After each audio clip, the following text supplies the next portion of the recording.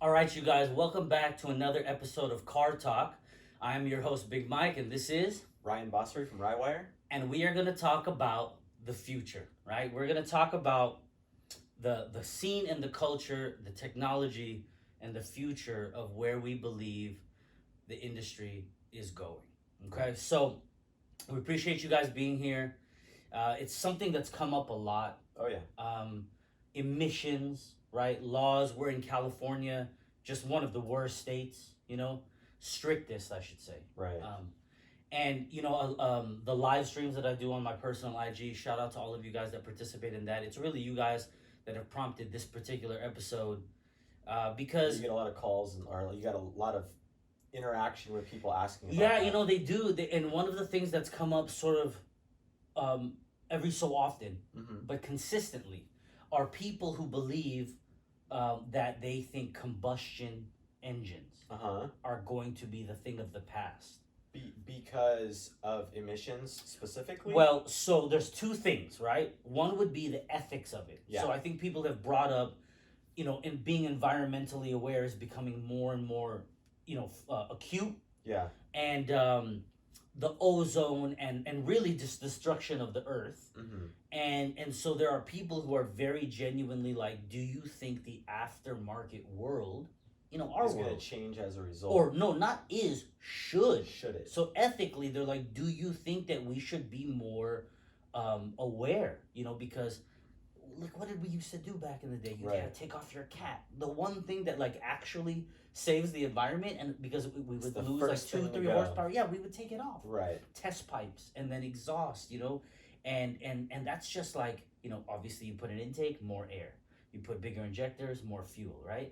And then if you get restrictions, and so you gain horsepower, and then obviously once you get higher compression pistons, race fuel, right? And so one of the things that you guys have brought up often is not is it necessarily, but should we change things? And do we think combustion is going to just be a thing of the past? What do you think?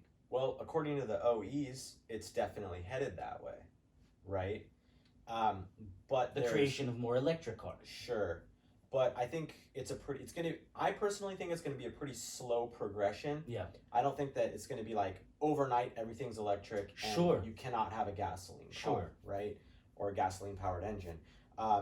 You could see this pretty easily in the like parallel hybrid cars, stuff that's running EV as well as a combustion engine. Like the NSX. Sure, like the NSX. So, and these are performance cars. Yes. So if we look at other companies in the performance scene, like a Porsche, Ferrari. Yeah, Aston Martin has an electric car. Sure, yeah. And a lot of these are hybrid systems. Yes. Where they work together. Yes. Right?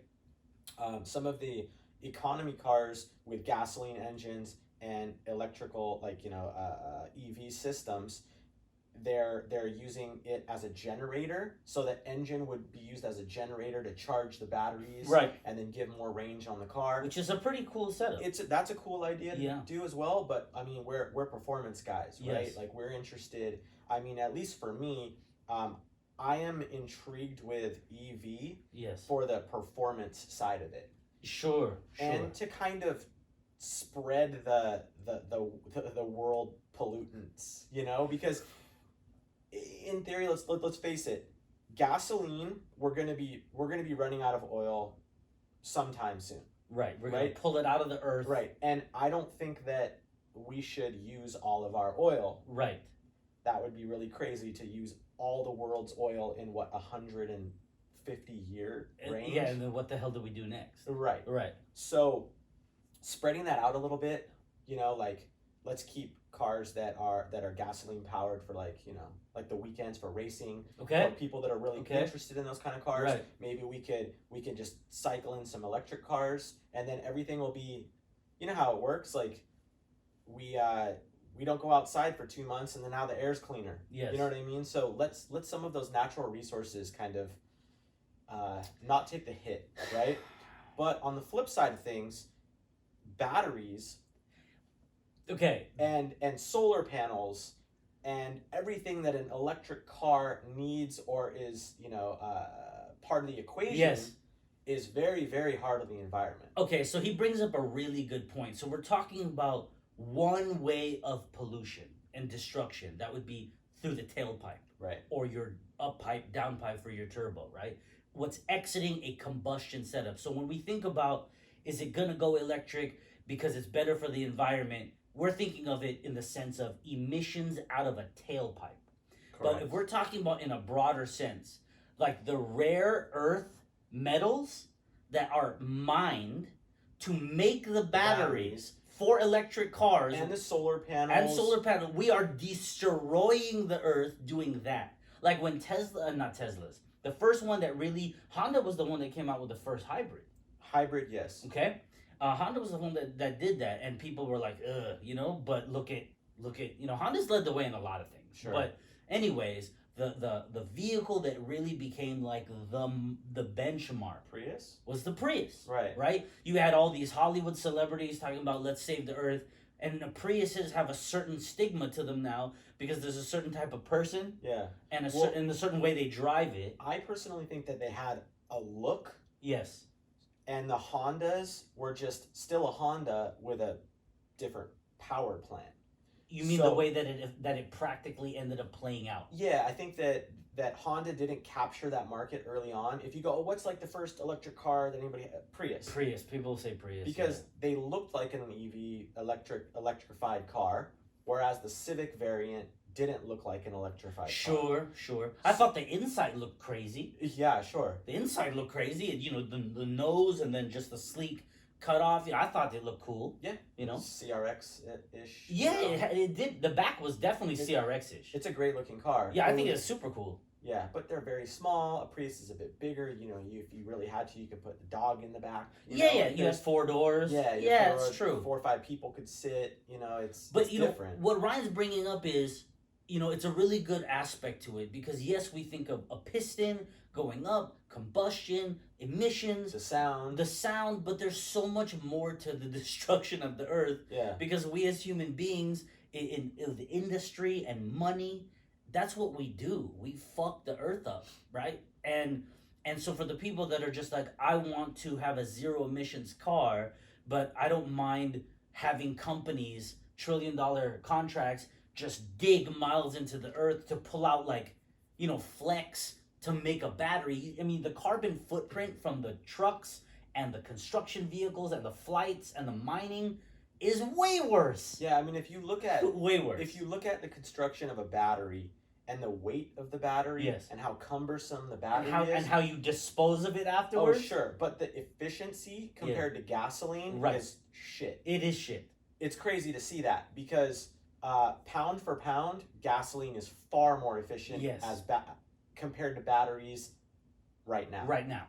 Yeah. As battery technology gets better, which we're seeing. I mean, look at cell phones, right? Cell phones are, razor thin, and depending on what you're doing, 8, 10, 12, 20 hours, right?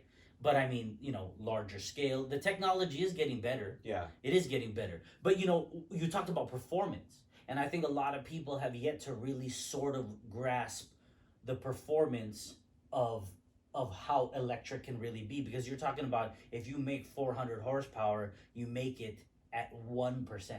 At 1 RPM. At or something. 1 RPM. Like, whatever it makes, it doesn't have to build up to it. It just makes that. Yeah. So, that's the appeal in the aftermarket world. But, the people, once again, shout out to all of you guys because these are the kind of cycles of conversations that I get to have with you guys and I get to have with Ryan, and now that we all get to have together here on Car Talk, is about the emissions of it, the ethics of it, and also just, do we see combustion going anywhere? And like you mentioned, you guys, I just don't really see that happening. Let's say that in the midst of all of the other shit going on in the world right now, that there was it's kind of brought back up as this legislative thing, right? And it becomes a thing where, let's just say everyone was like, all right, right now today we pass a law, bill or whatever, combustion engines after whatever year are completely illegal. Because there's been some stuff with the RPM Act, there's other things going on that are trying to prevent that kind of stuff from happening. But let's just say right now, today, this week, it said we have to get all emissions vehicles off the road. Or It 10 or 20 times Right. taxed on right it, or just to make it making- financially possible. It is impossible for that to happen because first of all, there aren't enough electric vehicles to replace. So what are you going to do? Stop every single person who can't afford an electric vehicle from commuting to work every day? It's impossible, right? Right. If they said, "All right, well you have 1 year from today and we have this subsidy, this loan at 0%, for you to get an electric vehicle." Tesla and Toyota with the Prius, they couldn't produce enough vehicles Sure, right now right, to fill right the now, void. They just absolutely could not do it, right? And then to top it all off, where are you going to put the hundreds of millions? The waste that you're gonna What create. would you do with those cars if you Right. became if it became illegal for them, it not just off-roading, but like literally you cannot use a car that fires up and combusts gas? What are you going to do with them? Right.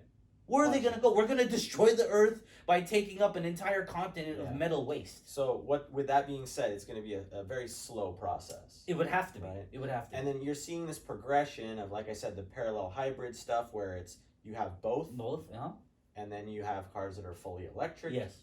And then it's going that direction for sure. Yes.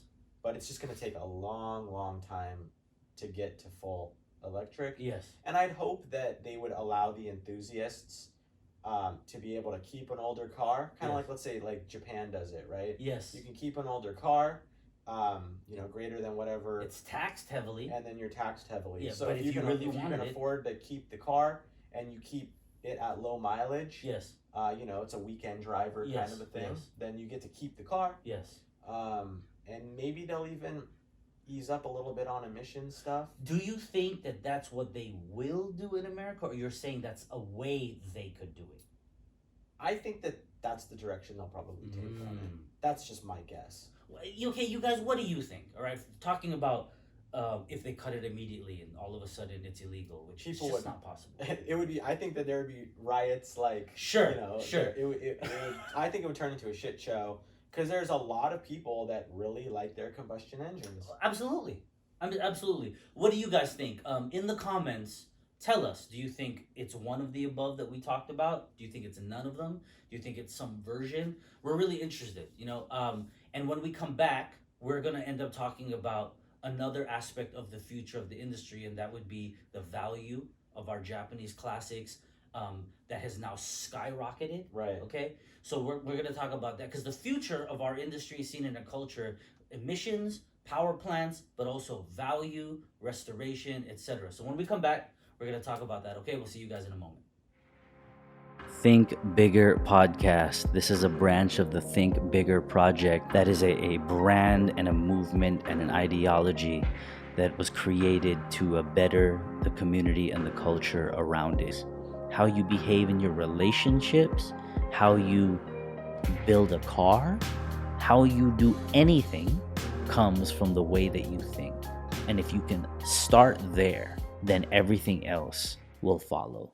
All right, guys, we're back. So now let's talk about the future, as in the future of the value of our Japanese classics and just imports in general, right?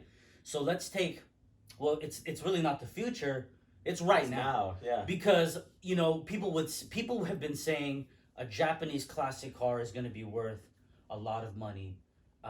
But I think a lot of people sort of thought it would just stay worth a lot in our realm, right? But look at what Bring a Trailer has shown.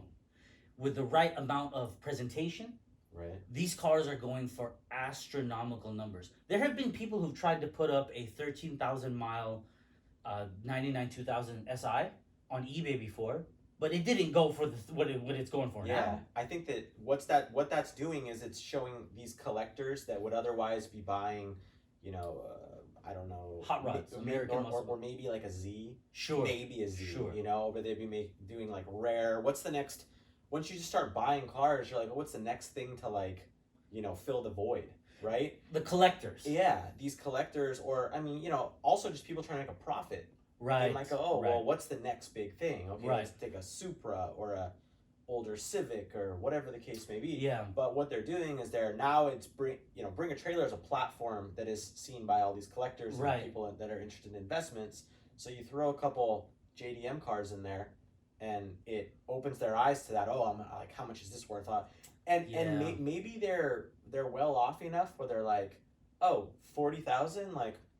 Sure. That's a lot, but is it though? You bring up a really good point. If you're a wealthy investor who buys hundreds of thousands of dollars in one car, yeah, what's $40,000? Right. Right? It's worth the try. It's worth the try. You know? So if it's for pure investment, which is, truthfully, guys, let's be honest, that's what a lot of people do, right? Mm-hmm. If you buy a car for $4,000 and sell it for $6,000, it wasn't because of the love of culture. It's for money. But if you buy something for 40 and sell it for 60, if you buy something for 140 and sell it a year later for 240, let's just call it what it is. But it's not always collectors, overly wealthy ones. It's gonna be a lot of like car guys. There's a lot of guys in the scene that have 2, 3, 5, 7 cars. Yeah, like our age group. In high school, their dream car was that Civic, CRX, and NSX, ST, sure, whatever absolutely, the case may be. Absolutely. That's their dream car in high school and maybe in college. And what they decided to do was, sell that car because of a family. Yep. I gotta buy a house. Well, now people are starting to see these cars again. Maybe they're like kind of financially okay. They got past those life hurdles. Yes. And maybe their wife's like, yeah, why don't you pick up something cool? You know what I mean? And what they're doing is they're going, yeah, I'm gonna check out. Try to get that. You're saying that our like S2000 low mileage S2000 is like the old kind of American stereotype of the yellow Corvette. I really do. Right? The midlife quarter life crisis. Yeah, you're kind of midlife quarter life crisis. Yeah. Instead of the yellow Corvette, which none of us want a yellow Corvette, we want a yellow S2000. Right? Or you know what I'm saying, right? Yeah. That's kind of what you're saying. Yeah. And I think that, I even went through that a little bit. I might be a little bit older than some of the listeners. 10 years ago, I bought that NSX. Yeah. Because the prices were low. I saw that. I'm like, wow, this car is like what I've always wanted in high school, in elementary. That was the car, right? Okay. I'm sorry to interrupt I know you guys. He already knows where I'm going to go with this. I was about to say, for you guys, please let us know in the comments, what is your dream car? If you are coming from our world, it's going to be something that we probably think about. But for those watching, if it's like, I don't care about any of those cars you just mentioned, my dream car was, but I don't know, guys, was it, he brought up Datsun Zs, right? I have a soft spot for those. That's actually something to bring up in a second because Datsuns those started climbing before Hondas, right? Yeah. But anyways, I interrupted him. I apologize because of his NSX. Ryan had a white NSX. He just finished saying that's what he wanted. He had an opportunity to buy one, and he had it. Drove it whenever he wanted to, weekends or whatever. I've driven it. He put it on black Regamasters, and it was fairly untouched. Coilovers, wheels, right? Yeah, that was it. I didn't want to go crazy with it. And if there was ever so there were 2 NSXs that if I was ever gonna buy, I missed the window. And what I mean by miss the window is I can buy one now, but I won't. I won't because of the way that I do my money, the way I do the math. I cannot justify 45, 50,000 for an NSX that I could have got for 35. Right. For 28. For low 20s at one point. You could find a high mileage, and unless the person never changed their oil, that C power plant would be fine. Sure. They're great. Yeah. And I missed it, right? I know a guy who bought a green with tan interior. Pretty much the one nobody wants.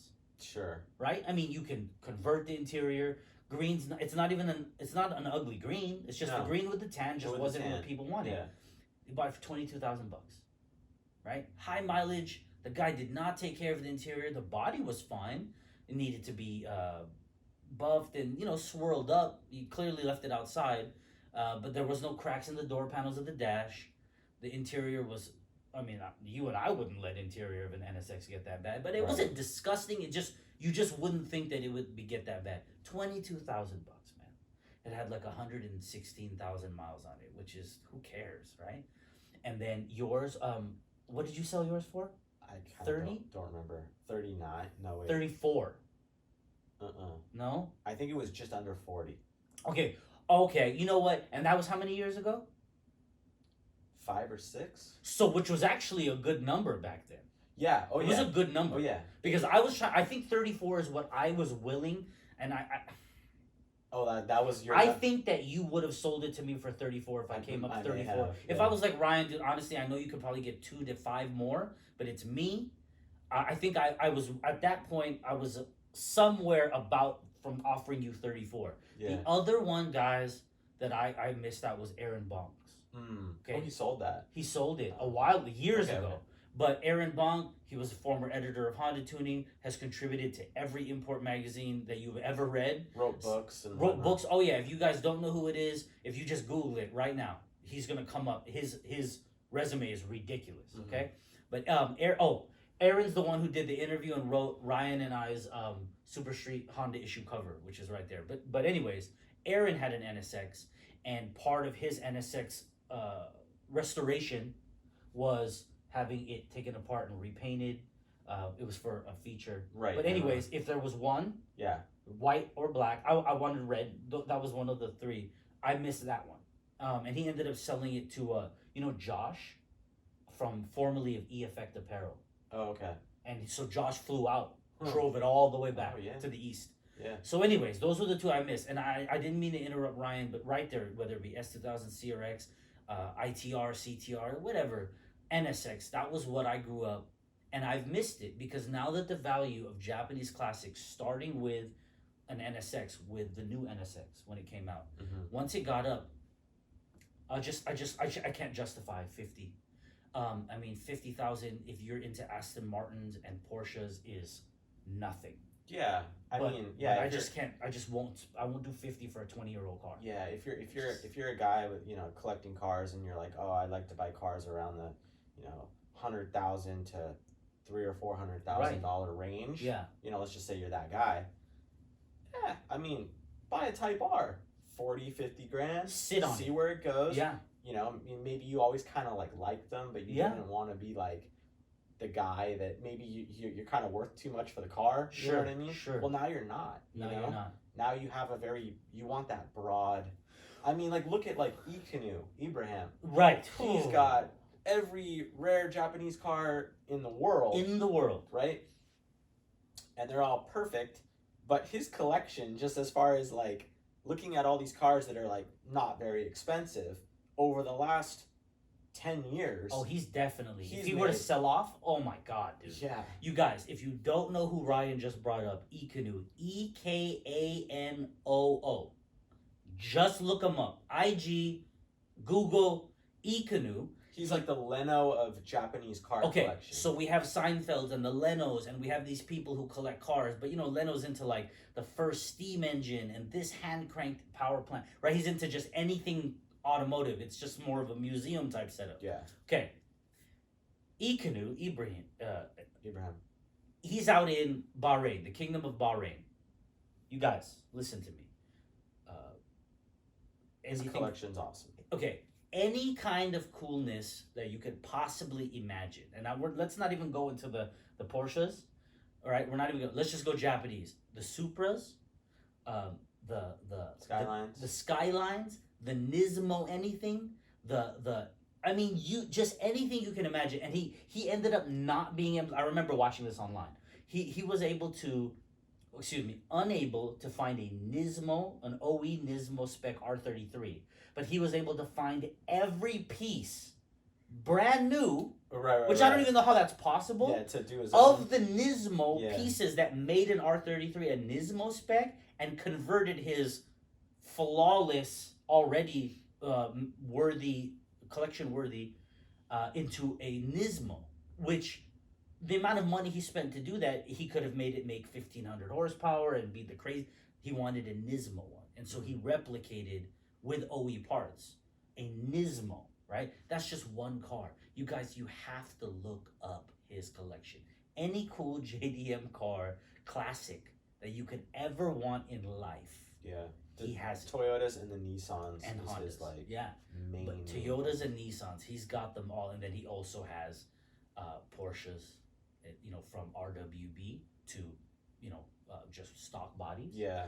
Supras, from one to his orange crazy molded kit up. Yeah, a couple thousand horsepower. Yeah, 1,003 wheel horsepower. Ones, yeah, man. just like rare editions and stuff like that. It is 1,000% worth your time. If you guys know who we're talking about, then you already know. Right. If you don't, but so Ryan brought up the Z's, right? So the Datsuns, I think they were kind of I would say they were like one of the first ones. Well, hold on, Hakusukas. Okay. Hakusukas, right? Yes. 70 Skylines became the ones that just went through. They're $250,000 cars if it's an actual GTR, right? I think what is it?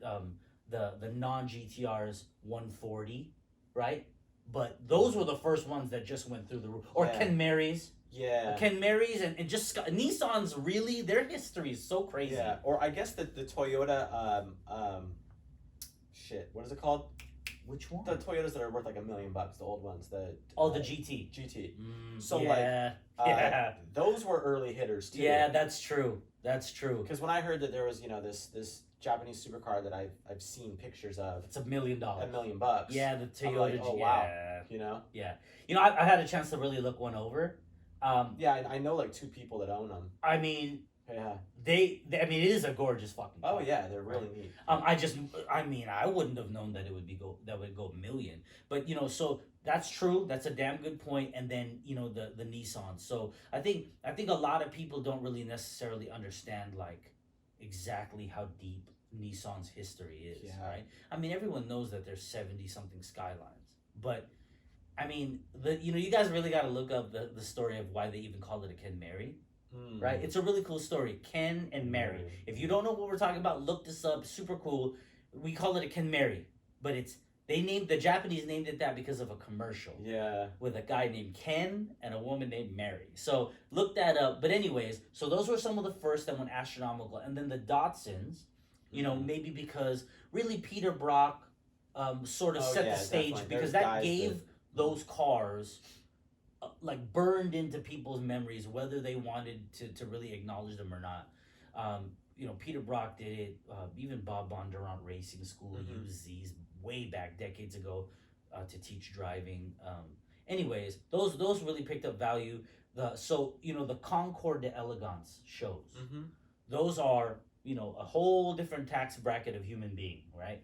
And they have now for the first time started accepting Japanese classics. And I had the honor of being the judge for the Japanese for there's multiple Concours. You go all the way Amelia Island, and then you have what's basically the Pebble Beach is like Concours d'Elegance. Yeah, the Concours d'Elegance. I think is like I think pretty much the one, hands down. But there's a lot of other ones. Yeah. And there was one called the Coyote Creek Concours, and I'm the one who helped select the cars, and I was tasked with judging them. And you guys, people have Celicas, people have Cosmos, right? That's a heavy. Oh heavy yeah, car dude. For sure. Shout out to Carson with his Cosmo, from Mazda. There are there's some amazing cars, and now that world, which wouldn't really acknowledge that, like literally didn't acknowledge it. Now they're there, and then the homie Big Mike Munoz, right? So Big Mike, shout out to the homie, the only other dude I know with that name. You guys look him up on IG. He has a couple of Toyotas that he has restored to a ridiculous level, to the point that one of them, not bought, but there's a collector in Dubai. He's a collector. Okay. So he has money. Yeah. He has a car collection, but he, I guess the word would be leased. Okay. So borrowing a car from to put in his display for people to come look at in Dubai, paid for picking it up here in the U.S., sending it to Dubai for 1 year to be on display. My homie Big Mike Munoz's Toyota TE27, and his is restored so well that he even has the original 70s tires with the tire sticker.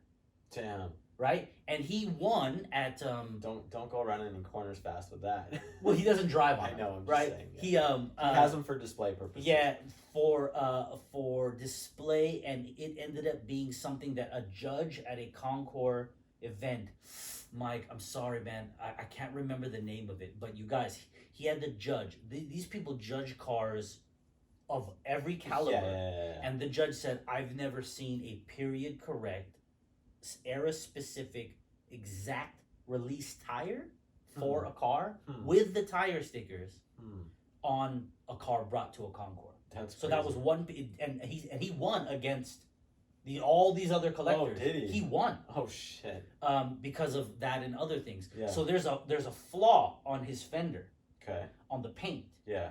And I was just like, Mike, like why would you not fix that? And he said that when he was restoring this car, the execs or the engineers that were part of it originally, yeah, in the 70s, they heard about it because I guess he's that well known in that world of restoration with Toyotas. All right.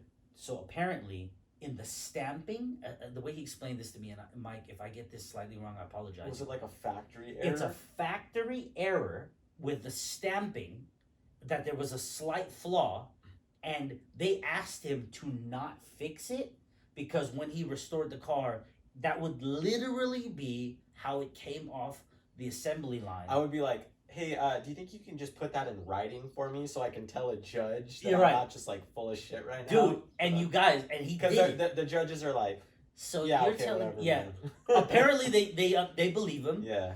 And that's, imagine leaving a flaw because it's how it rolled off the assembly line. That's how exacting he is. That's cool. So that's one thing that I give a lot of love to restorations versus barnyard finds, right? Which you just pull off a cover and dust it off, maybe shampoo and give it a good wash, and it's like this beautiful like piece. Just spend your time restoration is, restorations are much harder than resto modifications.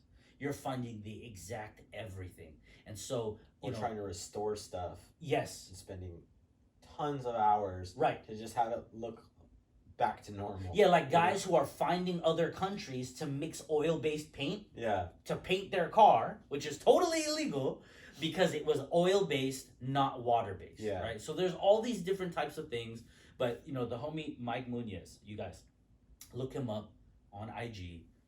He just got the car back from Dubai. Oh, cool. He also has this rally car. Did they fix the... No. That would be funny. This is left. They're like, oh, we got you, man. We even fixed that little scar. We don't know if that I think he would lose his shit, But he has this really, really dope rally car. So he's actually someone who's been ahead of it in the sense of restorations of classic Toyotas before a lot of other people. I mean, just killer. If you just love to do what you do, no matter what kind of car it is, you'll just naturally be ahead. So here's the thing. Old Filipino dude, into Toyotas, which for all the people who are watching, if you know any Filipinos, Toyotas is pretty logical. Yeah. But he's an engineer at Tesla.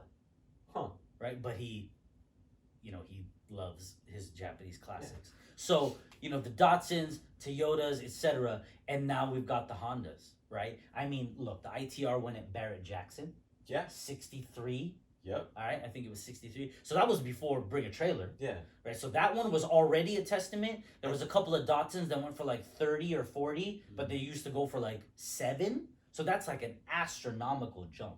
Yeah, and then there's some NSXs that obviously... Right, NSX went for 100 something. Yep. And then the new NSX went for number 001 for charity when Acura did it. I can't remember. It was pretty crazy. Oh, it went for some crazy number. But the guy who bought it wasn't a Japanese car enthusiast. It was a car guy. Yeah. A more American car guy. But he wanted it because it's an amazing car. Which, by the way, to everyone here who's come on, man, the NSX... Man... We talked about this. Right. Everyone who makes fun of the new NSX is someone who couldn't afford to buy one anyways. And the crazy thing is that the technology that exists in that car is found on $1 million+ cars. Correct. And Honda was able to somehow just probably lose money on it. I believe they said they were losing money per unit. Right. They just wanted to produce something of that quality. And I mean, for under what is it under 200? Yeah. Even if it's 200. Yes. It's 180. It's a phenomenal deal for what you're getting. For what you're getting. The technology it's literally the same technology as all these other like hyper cars and you guys, multi-million-dollar. It isn't vehicles. just our sort of inclination towards, Honda and its history and lineage. I've had the pleasure of having a tour of Right. the PMC, the Performance Manufacturing Center in Ohio. Because, the IBOC meet, I host the IBOC meet. We do it at Honda's campus in Ohio. And there's a Honda Heritage Center, which is a museum for the heritage of Honda. We do it there, but just down the street is the factory that produces like every Accord in the world and a bunch of other things. And then a little hop, skip, and a jump right over is the PMC, Performance Manufacturing Center. Where they did the NSX. Where they do the NSX. And we were able to shout out to Willie. He's the one who got us the tour because he's an engineer there. Yeah. So, anyways, guys, I've seen it from a frame that's literally marked LHD or RHD because every NSX in the world, whether it be for the the UK or Japan market, right, where it's right-hand drive or left-hand drive, it's made here in Ohio, and Honda, I believe, had to come up with 11 patents. 11 patents, not for the car, for the production process. Got it. For them to make it the way they wanted to make it, they had to invent and innovate, and then subsequently patent machines. The process, the machines to make the NSX as perfect as it is. It's QC'd by humans from each step. So it isn't like a machine, they like X-ray for like welding integrity. Humans also inspect it, right? So it's just this crazy process, and we watched it from this frameage, LHD, RHD. That's pretty cool. All the way through till they're like putting together the audio and the electronics, and it's just all the way. We walked all the way through till you're sitting Finished there product. and just seeing 4 or 5 ready to go into the shipment. And you guys, it's wild. It's just really, really wild. But when that car came out, I'm mad at the new NSX because when it came out, it eliminated my ability. Just I choose to not spend the current amount of money. I mean, I might give in. I mean, honestly, let's take the new NSX. You can get them for about 110 used. Okay. I've seen 110 to 118. Wow. For one that has like 30,000 miles. That's wild. Because that's a lot of miles. Because Yeah. people who buy those cars don't drive them every day. Yeah. So 30,000 miles, that's like, that's a lot, but not to us. No. And 108. Wow. 118, I think. I know a guy who got one for 120 and it had like 6,000 miles. Wow. But anyways, look at the numbers we're talking about, and people here are just like, I don't have 120. Well, look, I don't have 120 either, but if it was 190, yeah, right? But that's the thing, though, you guys. And you already know the technology is there. And the you already know the technology. 100% going to go up. But it's like buying it could go down a little, but it's just going to... if you ride that out... 190. Oh, yeah. Not even in that much time. Oh, yeah. I mean, but if you look at all of the supercars, you buy a Murcielago, a Huracan, all of the supercars, the minute you drive them off the lot, they depreciate $50,000, $60,000. By the second year, $80,000, $90,000. Yeah. Right? And that's just what happens because those things, I think the only exception to that is Porsche. Porsche has such a following that a P car just goes up. Yeah. Right? Ryan has a GT3 RS. GT3, GT2s, they're all worth way more. Yeah. Right? I mean, look at Blue Book versus Street. Yeah. Right? Because it's just whatever somebody's willing to pay. Correct. And the accepted market value is just way up there. So I think when it comes to the future, it's just going to go up. Yeah. I mean, I think there's definitely going to be a peak. I think Bring a Trailer has sort of made it come to the forefront, and I think that's only going to last so long. I don't think people are going to be buying $40,000 CRXs forever. Right. I don't... Fuck, dude. Maybe. And all just depends on, like, if you look at the CRX market right now, they're all, like, modified, and they're done poorly, and they're all messed up. That's not the cars we're talking about. Right. We're talking about the ones that are done either very, very, very, very well. Right. or ones that have not been Untouched. touched yet. Yeah. And that's what Bring a Trailer is showing. You know, low mileage, original everything. Or like a full like Mugen, like Right. you know, fully Right. fitted car. Maybe it was used in like some cool video or Mhm. something, and it has some kind of history. And Yes. those are all of a sudden also up Yes. up in that range. I mean, it's like art. Mhm. It's all subjective. Right. And right now, there are more than a few people willing to pay. Yep. And so that's the value. Whereas if you look at Blue Book, it would be worth. I mean, what is a CRX worth at a Blue Book? $2,000. Yeah. If it's low mileage, $4,000. But they're going for 20, 30 grand now. I mean, let me tell you this: I'm not spending 30 grand on a CRX, and I love CRXs. I've had one of the many Hondas I regret selling over the last 25 years of my life. I'm not spending 30 grand on one. I just won't do it. No. I really want one. I mean, Yeah, I wouldn't mind having one again as well. Ryan's a big CRX guy, right? I've probably had like 7 or 8 of them. Yeah, I've only had one, and mine wasn't the most streetable. 6-puck Right. unsprung Yeah. clutch, Kind of a street B16, race car. no heater core. I mean, I love driving it, but as far as like comfort, nah, man. But I love the car, and I had an EF hatch too. But I always thought that it was super cool. I love my EF hatch, but you know the CRX dash is like the same thing, but it's like Yeah. clocked towards the I driver. always loved that as well. Thought it was the coolest thing ever, man. And it always seemed like that the right-hand drive cars were even clocked a little bit more. They could have been. It was just weird because it was always like, it definitely gives you that cockpit feel. No, dude, It's like that really better. era, Yeah. man, the Toyota, the Mark IV Supra, dude, it's got that Oh, feel yeah, where it's big very time. driver centric. Yeah. it's But I just love the way super Honda fun. did it with the CRX because it was driver centric. Mhm. It wasn't symmetrical. The EF is flat, but the CRX was like, boop. And I just thought it was the coolest thing there. MR2s, Nissan 300ZXs, the Mark IV Supra, everything is very cockpit feeling. Yeah. Super And I think that cool. that's why people like them. Not just that, but I'm saying like the fact that you can get those little tiny tweaks, like, you know, you get the VTEC engine and you get the, you know, like Yes, all these the trim little levels and things, stuff, all yeah. those trim levels like really make sense. Yes. Whereas maybe some other cars, it's like these trims don't really, they're options for if you have what kind of wood grain you have or something like that. Yeah. This is more like actual upgrades. You know, the SI is drastically different than like an HF or Yes, if we're talking CRXs, where it's literally a fuel economy car. Yeah. So it's cool to be able to have all those clear and cut differences too. And that where makes you're one more actually rare than another. rare They than only the release other. 500 of these, Yeah. 700 of those, like a VX, VTEC E. Yeah. What if somebody really wanted that trim Sure. in Aztec green, right? Something Yeah. like that. Okay, so what do you guys think? Would you pay 30 for a CRX? Would you pay 50 for a 91, 92 NSX? Would you pay 120 for a new NSX? Would you pay 30 for a 70-something Datsun? Any of these cars we talked about, if there's any other suggestions, I'm interested. Do you guys think, fuck it, that's the value? And I want one, so I'm aspiring. I'll take out a $30,000 loan, or 10 down, $20,000 loan to buy a 1990 CRX. Would you pay $30,000 to do that? I just want to know, right? What is your dream car? Is it an MR2? Is it a Supra? Is it an FD RX-7? Is it any one of those like 90s golden era supercars, or is it something older? Is it something newer? Let us know.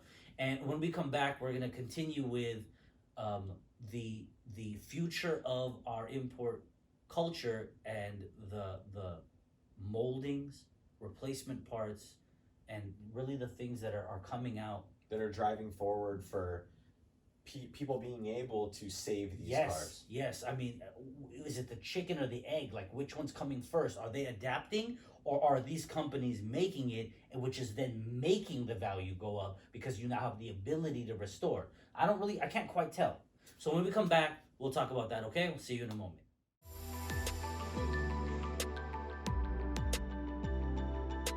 Hey, what's going on, everybody? Ryan from Rywire here, and today I have something really, really cool to show you.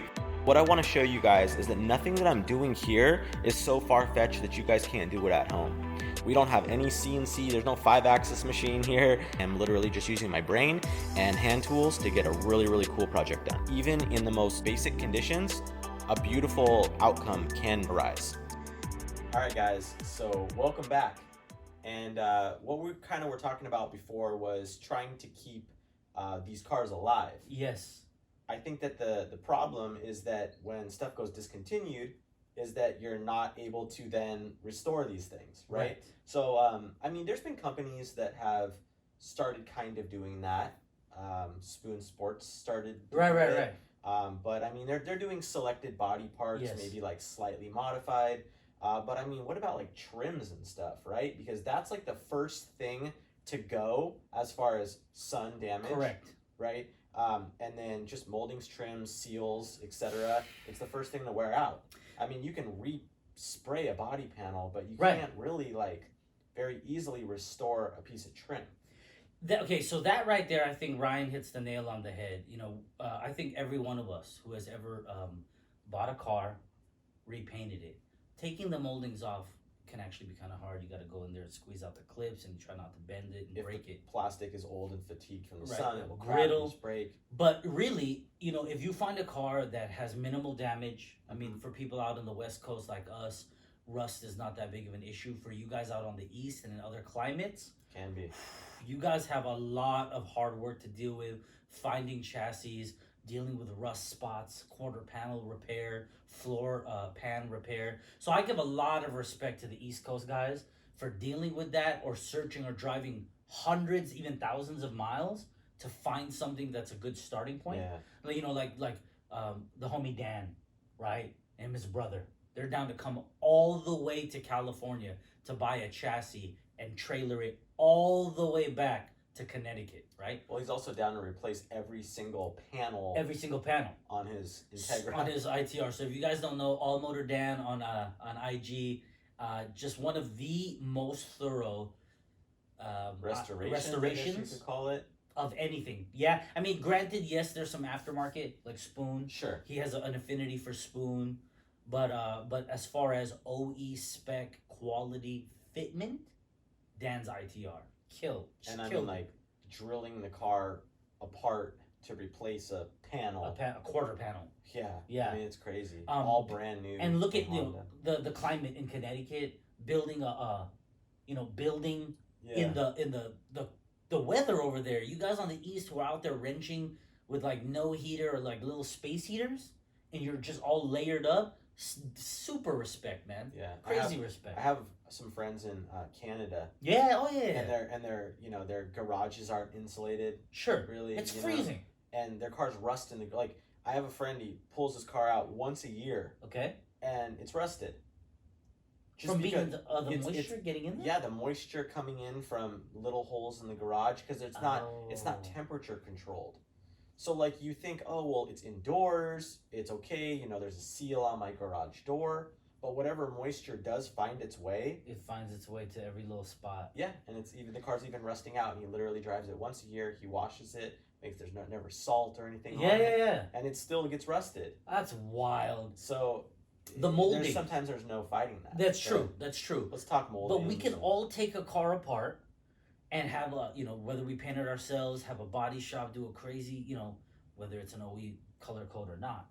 But it's the windshield molding, the door sill moldings, the seals, How many of us have put a car back together and when you wash it, you're getting drips? There's no drips from the factory. You replaced all the same things, but there's a tear in one door seal. Dunk, dunk, dunk. You're going to get water finding its way in. Or, when you connect your, the vents in the top and your A-pillars and stuff. So anyways, I think that's a good point, Ryan, is the seals. If you guys have collections, I know a couple of guys that have been able to buy up stuff. Yeah. But now that it's gone, that's just not an option. So should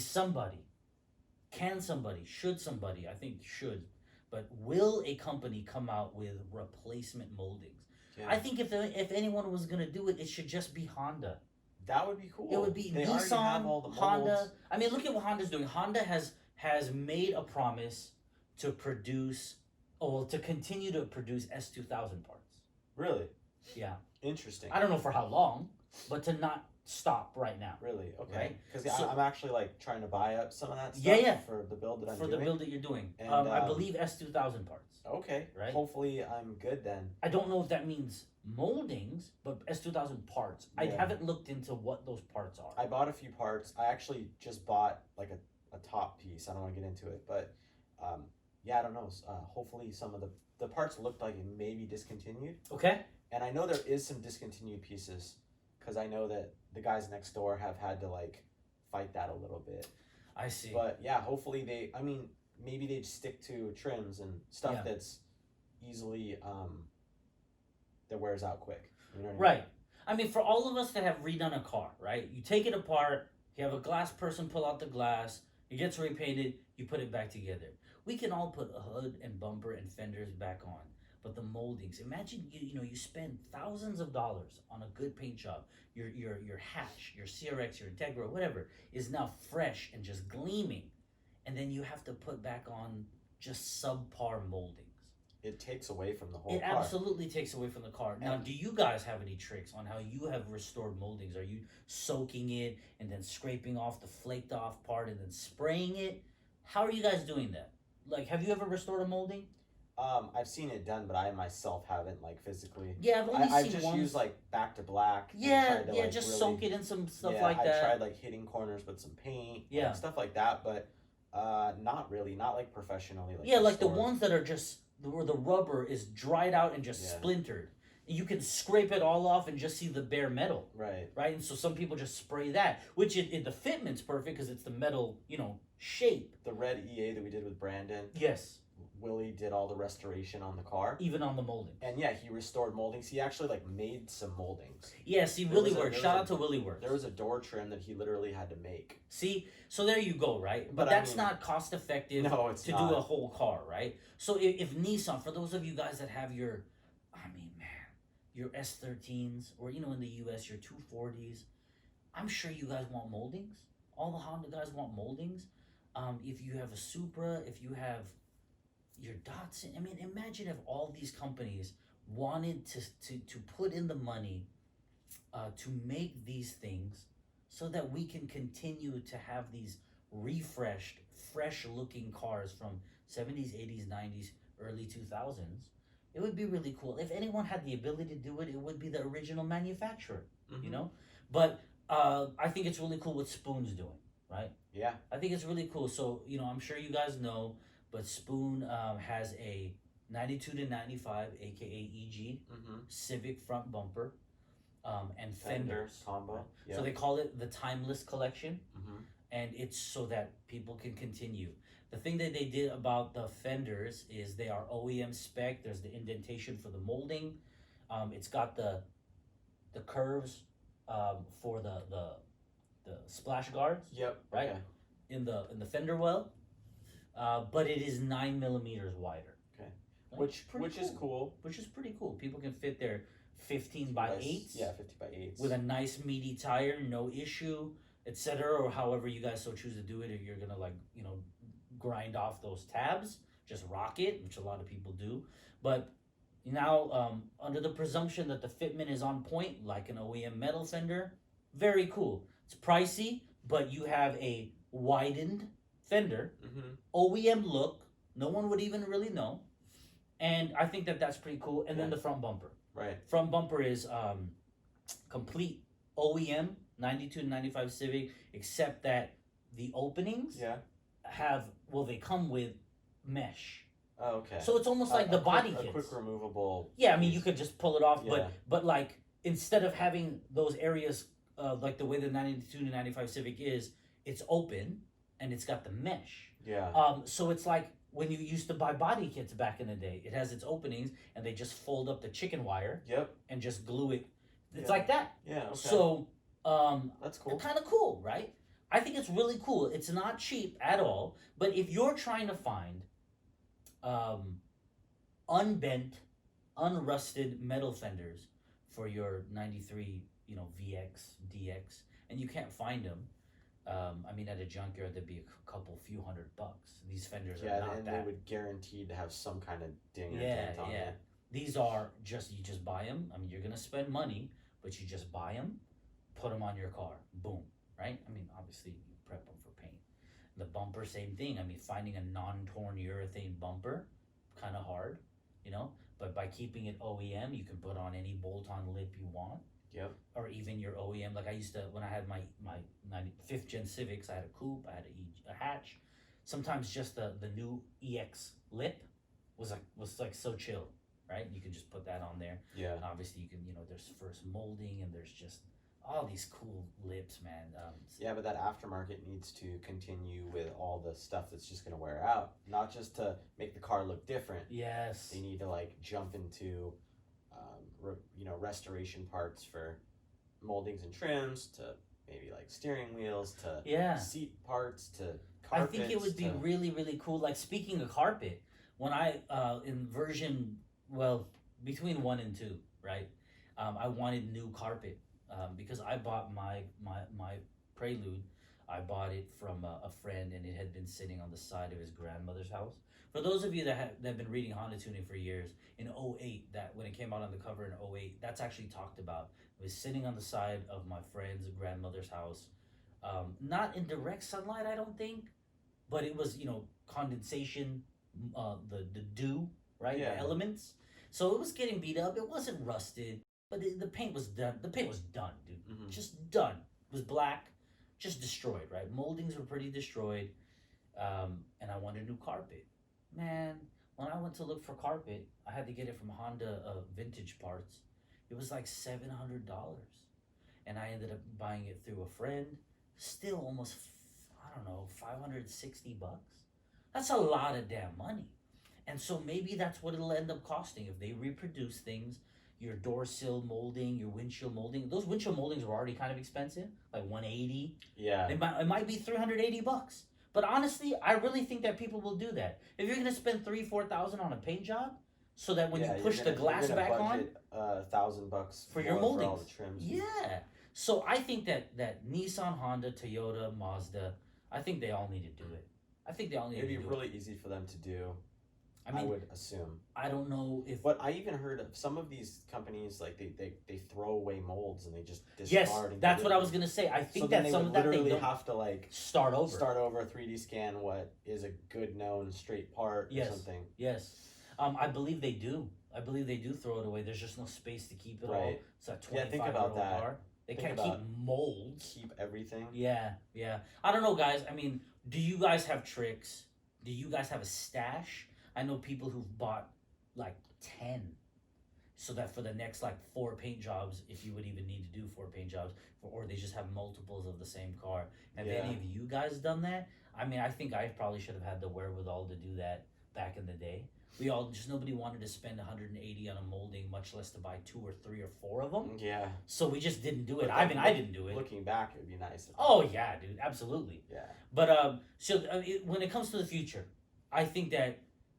Aside from OEM untouched ones, I think the value is going to just continue to go up, and even if it plateaus, it's an indication from Barrett Jackson to Concord to Elegance to just street value amongst the enthusiasts.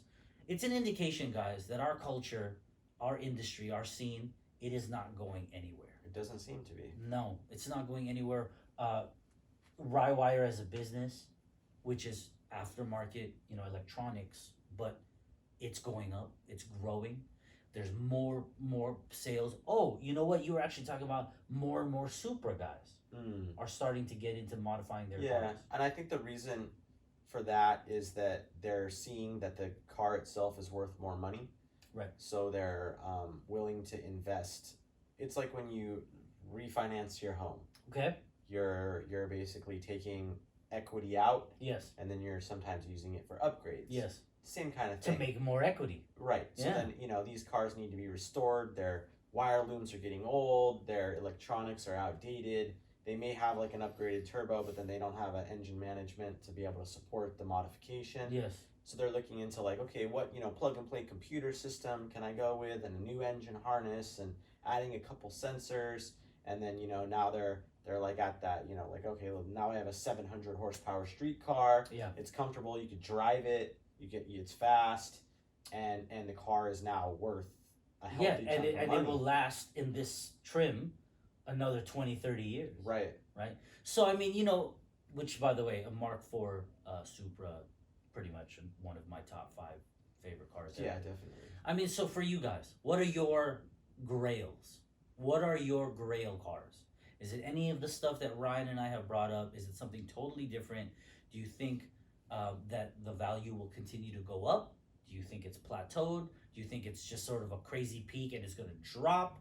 What do you guys think? What parts do you want to see made to restore your vehicle or vehicles? Whether that be something that Ryan can produce electronically, maybe something I can produce aesthetically. I've made fenders, I've made lips. Do you guys want that? What do you want? Or are you really where we are about somebody needs to just put together and invest in making windowsill moldings, windshield moldings, seals, clips? I mean, I don't know. What do you guys think? If you had to pick one car, Ryan, you had the CRX, you had an NSX. I mean, now the Porsche, you still have your EA, right? But out of all the cars that you've ever had, which one do you wish you didn't sell? Well, I guess I haven't sold very many. I sold the CRX. The I NSX? sold the NSX. So I guess I would say the NSX. Okay, Just so because it was like a prime specimen. yeah, You know what I mean? Like it was decently low miles. It was well kept. It was even well before kept. me. Yeah, It's the value of the car is well exceeded the amount that I paid for it. Even if I were to just have bought it back immediately, yeah. you know what I mean? It still would have been a good buy. That really hits me. That car, you guys. Yeah. I really wish I bought that car from Ryan. You know what though? It's funny because the performance just didn't like do it for me. Okay. But external, like the visual did it for me. Sure. And it was a cool experience driving it too. Sure. But yeah, I mean like I don't like fully regret it or anything. I'm happy that I did make that decision. But looking back, like that would have been a nice one to keep. Yeah, if all else was equal, just to have it right here. Yeah. And not have sold it. Right. It would, yeah, very much so. Honestly, guys, for me, I've had coupes, EJ coupes, hatches, CRXs. I have a wagon. I have a lot of different cars. I think a lot of people still kind of think of me as a Prelude guy. I get it. That's the one that's been on all the magazines and stuff. But I love a lot of different types of cars. Honestly, of all the cars, truthfully, my 91 Civic Si hatchback. Do you remember that? Mm-hmm. The black one. If I didn't Pictures and stuff. Okay. Oh yeah, we didn't know each other I back didn't then. quite know you then. You guys, that car, I don't know what it is. I would have that car to this day, but I fell asleep. I was working late. I stayed up late. I was irresponsible, and I fell asleep. Just fatigue. It was summer. I don't remember what year, but I fell asleep and I crashed it. Luckily, I didn't get too hurt. I got kind of hurt, but I didn't get too hurt. The person who I hit was in a big old truck. They didn't. I mean, it just destroyed the EF. Yeah. Just destroyed my car. Their car needed like a bumper. Yeah. Right, and they were like, "Yeah, my car's not even that messed up, man." But anyways, that car is the one. That's my regret. I didn't sell it. Well, okay, hold on. I did technically sell it because it was salvaged. Bought it back. And I bought it back, and then someone bought it. That's always smart to do is buy them back. I bought it back, but it was the frame got tweaked slightly, so that car was. I regret it to this day. And then now I'm not gonna spend $10,000 on an EF. I'm just not gonna do it. Yeah. There's other things. I love them. I mean, but anyways, that's it. What about you guys? What car did you have that you regret selling? Even if it's not that exact one. Let's say you just had a bucket, but you want that chassis, that generation. That bucket. Yeah. That car. Which one is it? Let us know. And pretty much the most YouTube thing ever. If you like this conversation, if you like this Car Talk episode, like it on the screen. Whatever, push the thingy, and then subscribe. Obviously, comment. Which Ryan and I are talking about that throughout the time. This is not just listen, comment, pause it, type out a paragraph. Where we actually want to know. These are all topics that are things that him and I, as individuals, as guys who do business together, as friends, and also stuff that you guys that follow me on my personal IG, that are in the recurring live streams I do. These are all subjects that we think about as individuals and as a community, and a lot of them are brought up by you guys. So also, if you have ideas for what you want us to discuss on Car Talk, comment. So like, comment, and then of course, if you think it's quality content, subscribe, right? And click the little bell. The bell. The bell. I never wanted to say like, comment, subscribe ever in my life, but truthfully, you guys, that's what Just it hit the takes. bell. Just hit the bell. Ding the bell. Smash the bell. I've heard YouTube people say smash the bell. What corner is it in? The subscribe bell. I don't know. I'm just The kidding. like is in the top left, I think. Okay. I don't even know where it is. I don't either. But find it. All jokes aside, if you do like the content that we're doing here, I mean, half of it is inspired by you guys directly, the subject matter. Right. Then just subscribe, share it with your friends, and comment about what you think we would like for us to talk about next. Check out Ryan's YouTube channel. He has another video coming up. We were actually going over it. He's going to describe something to you in a way that I thought was just really cool. Just a really cool video of just a piece of this EV S2000. If you want to know about that, also check out his channel. But the previous Car Talk episode, we talked about that in some depth. Mm-hmm. Really cool. Just really cool. We talked about a build that I'm doing for a client right now too. So if you're just catching it now, find us. Yeah, find us, you guys. Please share. We appreciate you. Car Talk is about the industry scene and culture, but it's also for the industry scene and culture. So we appreciate you guys. And Ryan, we'll see you on the next one, guys. Thank you.